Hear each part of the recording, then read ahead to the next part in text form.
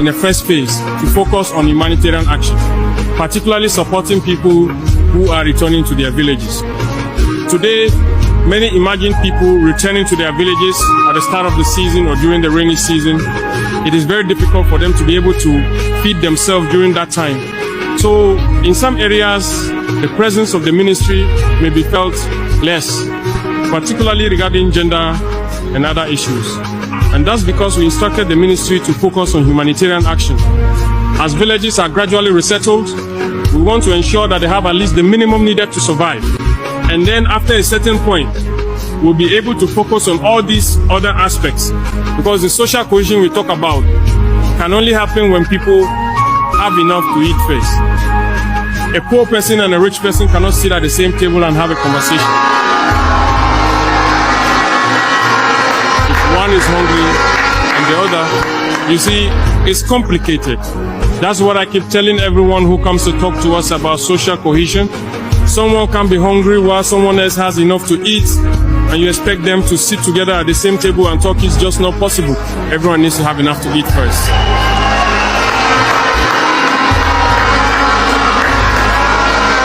That's why cohesion is found in the struggle. Let's agree to fight. It was in the struggle, in the midst of that the AES was born. It was through struggle that we were able to unite in the Sahel. And it is through struggle that the people of Burkina Faso are coming together. Go and see all these villages that are turning things around. I invite you to go and see for yourselves. Many have come from different provinces. They may have had disagreements in their villages. They were driven out, but when they return, they are more united than ever. Social cohesion is also found in the struggle. And finally, I've deliberately left the crucial area of justice for last to conclude with our comprehensive vision in this significant field. It is important to acknowledge that we are currently confronted with a profoundly serious and significant issue that has arisen within this particular area, demanding our immediate and comprehensive attention. We began reforms not long ago at the level of the Superior Council of the Judiciary. Breaking from Ouagadougou, Ibrahim Traoré has just changed history. For the first time in Africa's long struggle for justice, disabled citizens in Burkina Faso will now receive monthly social security payments directly from the state. Think about that for a moment. In a continent where billions vanish into corruption, where leaders beg for aid while their people suffer in silence, one young leader has chosen to invest in those most forgotten. This isn't charity. It's not politics as usual. This is a revolutionary act of justice. Tonight, we take you inside this historic decision, the why, the how, and the shock waves it has already unleashed across Africa and the world. This is the story of a young captain who refused to be ordinary. Ibrahim Traoré. Africa has more than 80 million disabled people, according to the World Health Organization. That's more than the entire population of Germany. Yet across the continent, disability remains one of the most ignored issues in governance. In Nigeria, Ghana, Kenya, South Africa, millions live without proper support, healthcare, or recognition. Parents are forced to carry children with disabilities miles to school because governments provide no infrastructure. Many live invisible lives, excluded from work, politics, and even healthcare. For decades, international donors promised development funds. Yet where did those billions go? Into foreign contracts, corrupt elites, IMF loans, and endless wars, not into the lives of ordinary Africans. It is in this broken landscape that Burkina Faso, a small, landlocked nation in West Africa, has now made history. Captain Ibrahim Traoré, just 36 years old, is the youngest head of state in the world. When he took power in 2022, many dismissed him as another soldier in uniform. But in just a few years, he has become a symbol of resistance and Pan-African hope. He stood up to France, cutting military and political ties. He strengthened alliances with Mali and Niger through the AES, Alliance of Sahel States.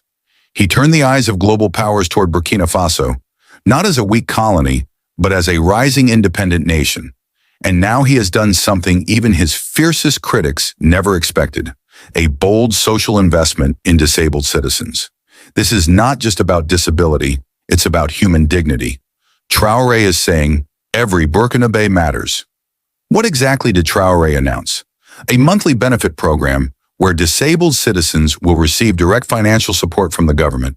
The payments are not symbolic, they are life-changing. Families will now be able to afford food, healthcare, and school supplies. Disabled farmers can purchase equipment to work their land. Youth with disabilities can begin small businesses.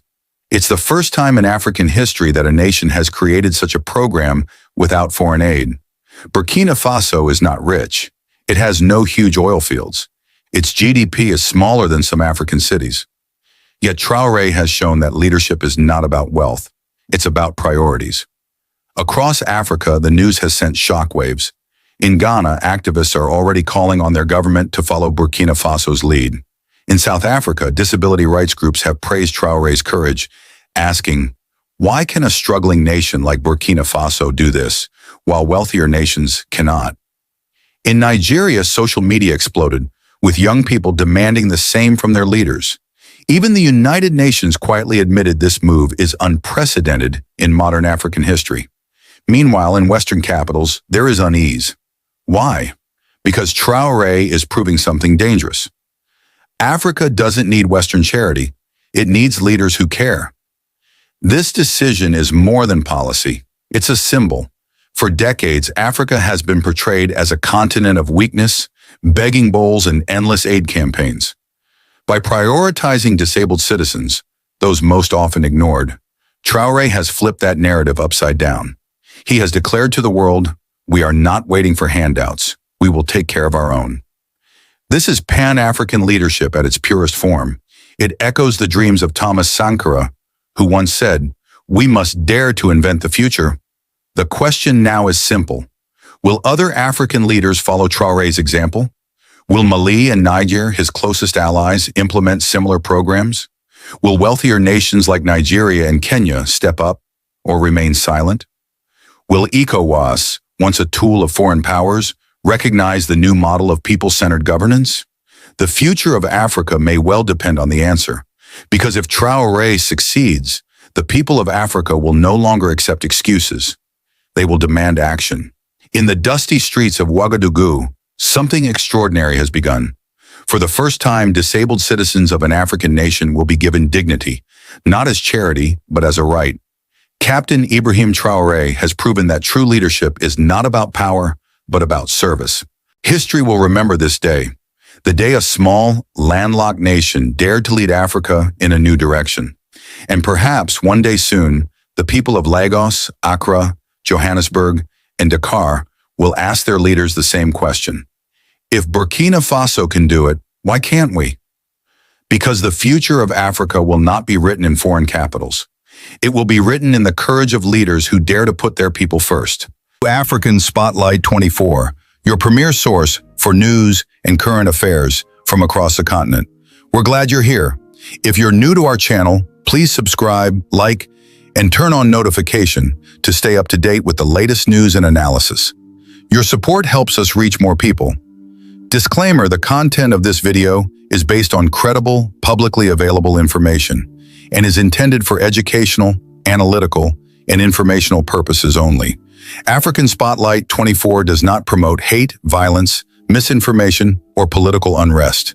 Our goal is to deliver thoughtful insights, highlight local voices, and encourage informed conversations throughout Africa.